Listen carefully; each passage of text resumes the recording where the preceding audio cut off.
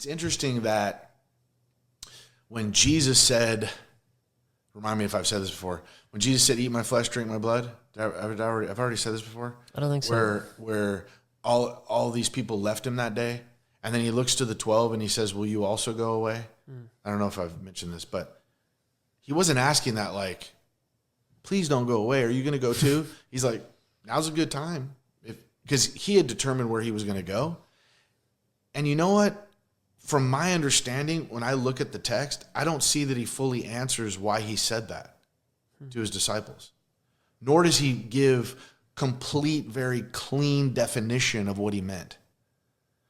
But all of a sudden, and I don't know, I don't think it was like the next couple of weeks that this happened. I think it was some time. If I'm not mistaken, it was quite some time. From the time he said that to the time that he's at the Last Supper.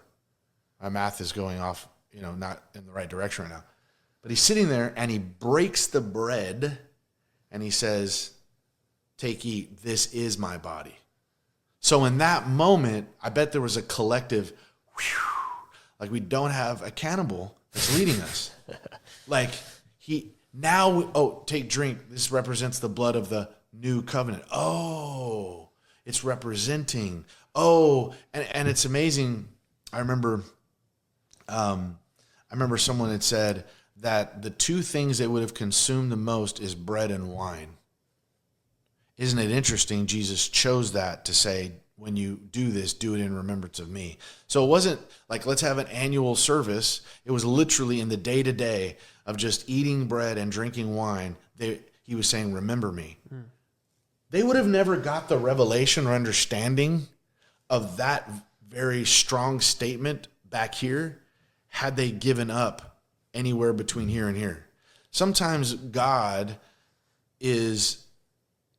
brings revelation if you're willing to simply walk with him, even though you don't understand, even though you don't have full clarity.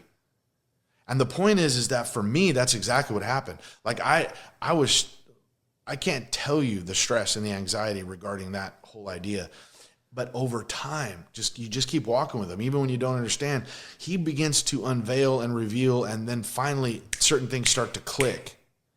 And in that case, that's what happened. So now when it comes to talking about that topic or the existence of God or various things that I struggle with, it's like, oh my goodness, had I given up back here, had I thrown in the towel back here, had I thought, oh, there's no answers, I would have missed the revelation of who he is, his existence, the authority of Scripture. I mean, the list goes on.